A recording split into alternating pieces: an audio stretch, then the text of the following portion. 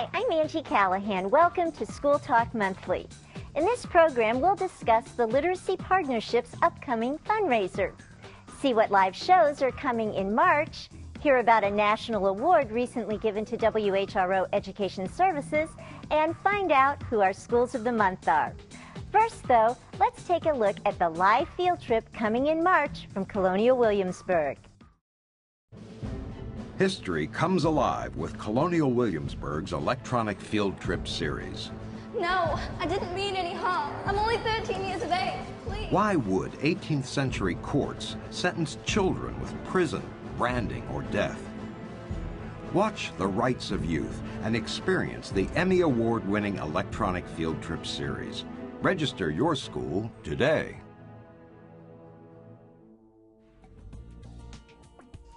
The Rights of Youth airs live Thursday, March 11th at 10 a.m. and again at 1 p.m. For more information on this live electronic field trip, go to history.org/trips. On Wednesday, March 3rd, live at 1 o'clock, Meet the Author presents Cokie Roberts. Ms. Roberts is a political commentator for ABC News and has written several bestsellers, including Founding Mothers and Ladies of Liberty. For more information, visit fcps.edu/Fairfax Network. The Kennedy Center Performing Arts Series brings 2 live shows your way in March. On Thursday the 4th, it's Connections, More Science and Music. On Friday, March 26th, the Lehman Dance Company will perform The Traitor, one of the modern dance's most significant works. Both shows begin at 11 a.m. Go to pwnet.org/perform.php for more information.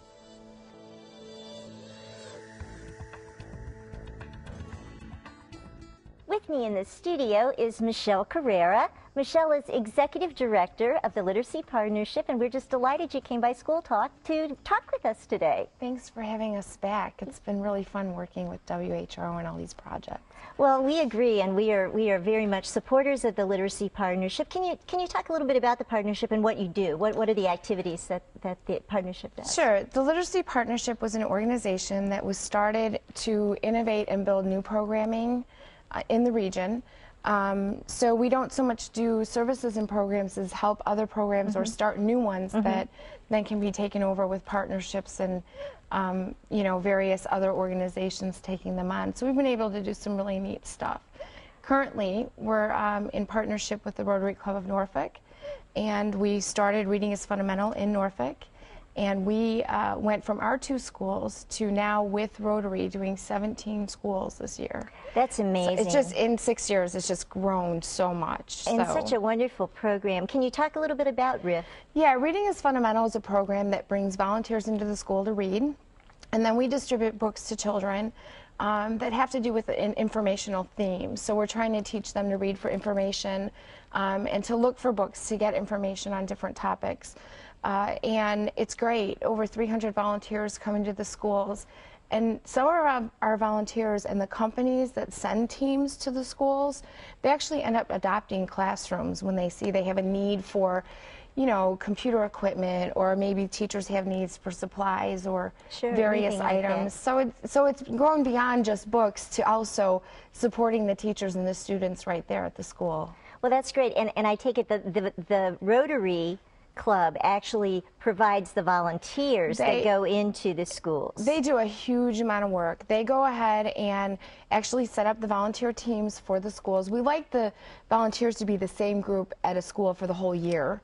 So they get familiar with the kids. They get familiar with the kids. They get to know the teachers, the school a little bit more. And then that kind of becomes like, you know, the Virginia Pilot has a team, so that's their team. That's their school. And Rotary also does a lot of the fundraising. We have been fortunate because our program is has been so successful that we do get a little bit of funding, grant funding, through the National RIF program. But Rotary does a huge amount to do the fundraising and really help us out with that. Well, what a great partner you have in the Rotary. It is. And our program is actually, we were excited because this year we were chosen to be the ambassador program for the entire state of Virginia. I know. Congratulations. That's excellent. Yeah. What does that mean exactly? Well, what it means is that we will be sharing information on how we've grown, some of the problems we've had, encouraging other new programs that are starting up in some areas of the Commonwealth so that they can get information on growing and some of the partnerships they can pursue to help them get further faster. So it's kind of nice. It's sort of a mentoring advisory role. And then we also get to participate in some of the learning experiences in DC, which is great for us because we'll learn more. Right, for the and future. we're close, so you can Right. get there, and they're based out of Washington. Yes, RIF they is based are. out of Washington.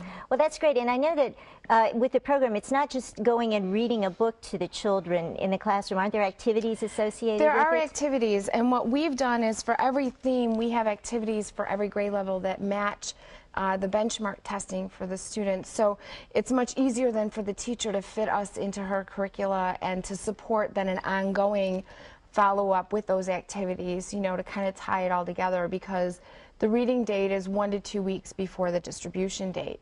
So that kind of creates a continuum so we can kind of send that message, and we do it 3 times a year in every school. That is just excellent. Well, congratulations on all the success Thank you. with that. You mentioned fundraising, and you have a big fundraising event coming up. We do. And I guess it's time to say team up, and it's a Scrabble for Literacy. Talk to us about that. We're in our 4th year of Scrabble, and our first year, WHRO was one of the first groups, and actually it was a team of WHRO employees who said, we want to play Scrabble. So they signed up, and they've been really good supporters of us every year.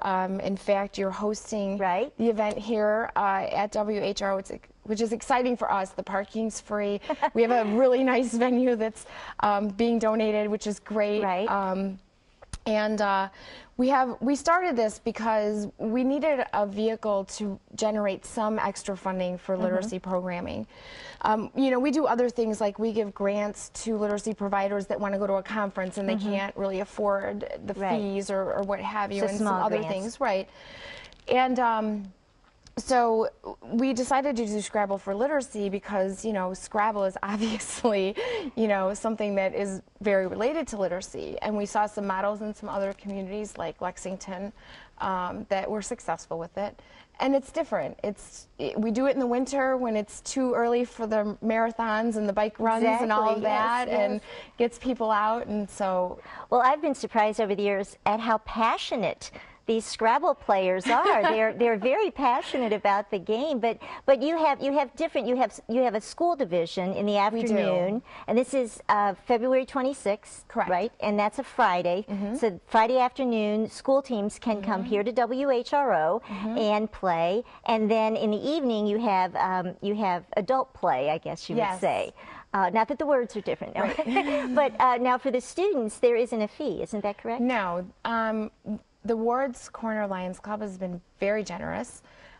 They sponsor the afternoon student competition.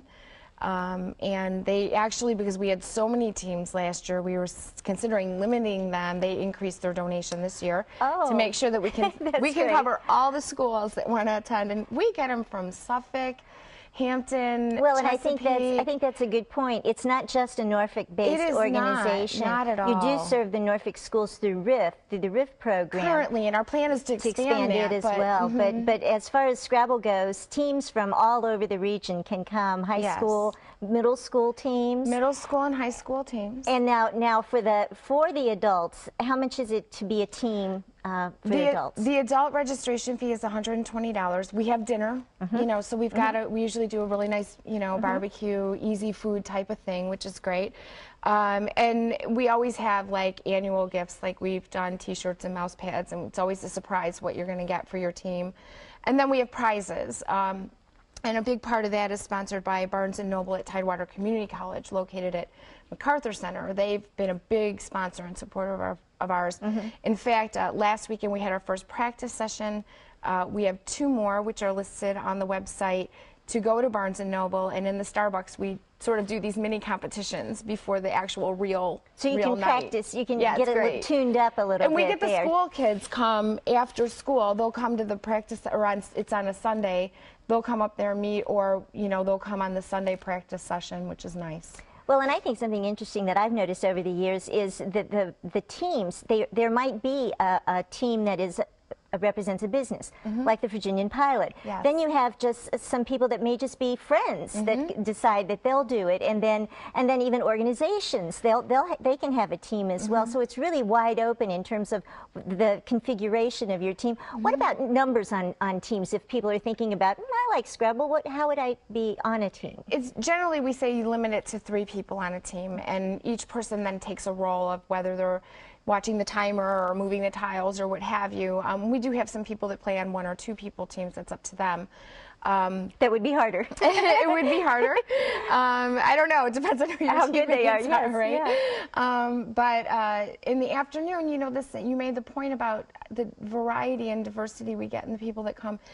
The school kids love, if you can get a school team to come together and come out for that, they love meeting kids from Suffolk and Virginia Beach, and they get to meet kids From other in regions, an easy, relaxed, fun environment from other cities, which is really great. And they don't often, I don't think, get that unless they do sports. Right, and with Ward's Corner support, the Lions Club support, you can take many more teams. Yes. And now you mentioned the website. Yes. And it is theliteracypartnership.org, right? All spelled out. Yes. And that's where you can find the registration information. Yes. And all the details. These, what are they called? The Friday Edge. What is that all about? When a team signs up, every Friday we send out a little news blast of tips and tricks for playing Scrabble. Ah. So we'll have all of the updates on the acceptable 2-letter words, Z words, X words, little tips on how to play faster or better or score more points. So it's kind of just a little refresher piece that you can get on Friday, so on the weekend you can kind of practice before you actually get to the real event. Right. So, well, I'm looking forward to it. Oh, we are too. It is Friday, February 26th, right here at WHRO, 5200 Hampton Boulevard in Norfolk. And just go to your website, theliteracypartnership.org, and you can register. School teams are free, so that's a good one. You can sign up for free thanks to the Ward's Corner Lions Club, and bring your team out and compete in Scrabble. You might win, and it's all for a very good cause. We are at WHR. We're very happy to host you and team up. That's right. Thanks so much for coming Angie. by.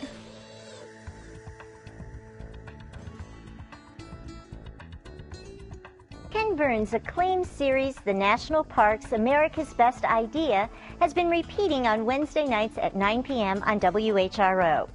5 segments were created for classroom use. All 5 can be streamed from the park's website. Our preview is from Segment 5, Yosemite's Buffalo Soldiers.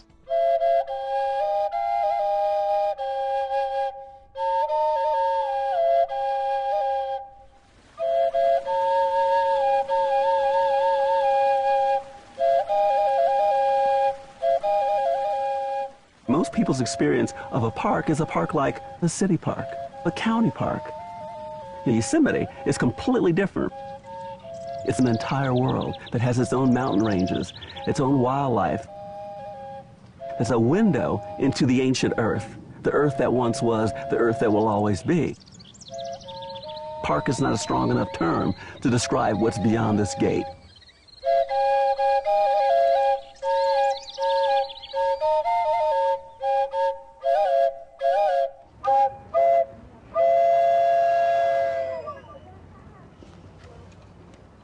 How you doing? Thank you. You know, I don't know what you folks want. We could go for a little walk, or I could just talk to you right here. How many of you are too comfortable to move? I'm not going to walk that far. Now, my name is Sergeant Elise Bowman, and what I was hoping to do is talk to you about Yosemite, which seems a good topic, and about why there are colored soldiers in Yosemite. How's that sound? Now, I don't want to start walking down that path and get out there and there's no one behind me, because then you're going to see a soldier start to cry. So you really with me? Okay, then follow me. All right.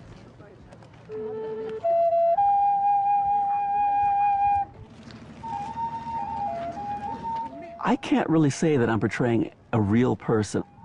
I am embodying a real name. The name Elise Bowman is on the muster rolls, which is a listing of all the soldiers who served in Yosemite in the 9th Cavalry. So I made Elise Bowman a composite figure to stand for the 400 to 500 other soldiers, these African-American soldiers who served alongside him. Could you come on up, get closer? Folks, could you come on up, get closer still? No, come on closer. Could you come on up, please? Could you come on up? You're too far away. Why are you doing way back there? Just come on up. I'm going to be honest with you. I didn't know much about Yosemite when I got here. We got the word at the Presidio of San Francisco that we were going to be protecting Yosemite National Park all summer long. This is the summer of last year, 1903. We had no idea what Yosemite was. All we knew, it was something called a national park. We had no idea if this was going to be good duty or bad duty. Show me your hands right now. How many of you folks think this is good duty if you get assigned to Yosemite? How many of you are thinking about enlisting yourself if this is your duty right here? Well, we were riding through the Lombard Gate of the Presidio of San Francisco. There was a sentry, and he was looking down at us as we were riding through. And just as I got close to him, he said, "It just ain't fair. These niggers are going up to Yosemite. This is a white man's job. What's this army coming to?" It was then and there that I realized that this was good duty. Because if that sentry wanted to be in Yosemite, maybe we need to be there too. When I came here 15 years ago, I had no idea that African-American soldiers had anything to do with the national parks. And then I saw the photograph of the 24th Infantry taken in 1899, sitting on a table in Yosemite's research library. This right here is the image that changed my life. So this is the earliest shot of African Americans here in Yosemite National Park in an official capacity. These were park protectors, park rangers before the term was even coined. Those were the Buffalo Soldiers. And when I saw this image, my heart just sort of went, what's that? They called me a Buffalo Soldier, and I got that name because the Indians we were fighting in the Indian Wars, they saw the hair of these soldiers in the 9th Cavalry and the 10th Cavalry, and they saw that their hair was just like the hair between the horns of the buffalo. So they started calling them Buffalo Soldiers out of respect. It sounds a whole lot better than nigger cavalry. The Buffalo Soldiers fought native peoples. The Buffalo Soldiers fought the insurrectos in the Philippines. The Buffalo Soldiers fought the Spanish in the Spanish-American War in Cuba. But the battlefield that was rarely mentioned was the battlefield of race. Tomorrow we're going to get on a bus and we're going to take this road that crosses the entire park. African Americans, their visitation is less than 1% of the visitation to Yosemite. And the second day, we're going to do a day hike and summit Clouds Rest, hopefully, try our best to summit. When I saw that image, I saw the bridge that would tie wilderness to the African American community right there in the faces and in the eyes of those dead soldiers who were looking at me from across a distance of 100 years. And I knew in the instant that I saw that I was looking at the most significant thing that I had to do in my career as a park ranger.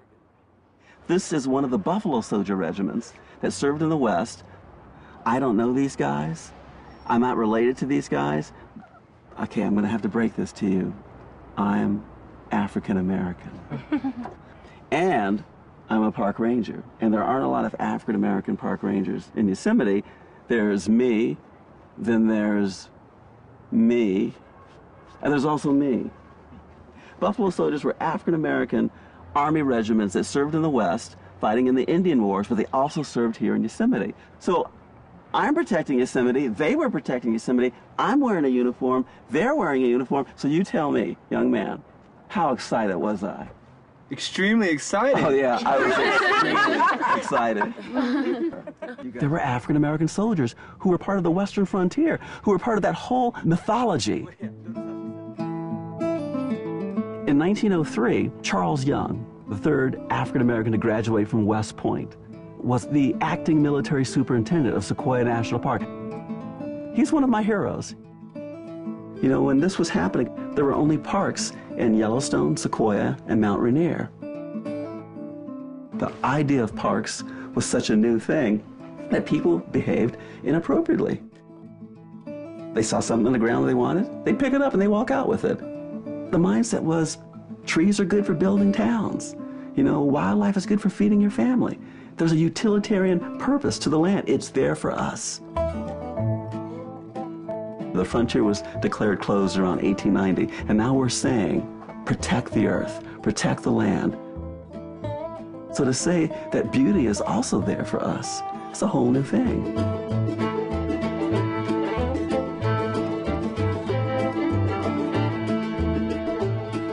Very few African Americans were in any position of authority in 1903 or 1904. There were still people around who had been the enslavers and the enslaved. It was still living memory. And so they're here telling people what they could and could not do to people who were not used to being questioned at all by African Americans. And when you consider that in 1903, 1904, an African American was being lynched on a daily basis in the South, and that African Americans occupied one of the lowest rungs of the social ladder, I mean, it's a pretty amazing thing that they were doing what they were doing. Can you folks come closer? I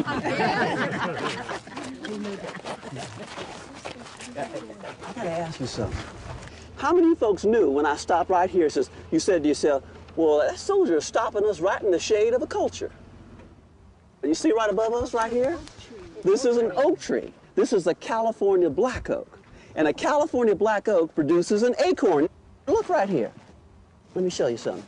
Here's an acorn, and the ground squirrels and the gray squirrels eat that acorn, but the Indians eat the acorn as well. And when you look at that tree, and you can recognize that tree, you look around and you see that there are other trees just like it, right there, and right there, and right there. And you realize that we are not just in a valley.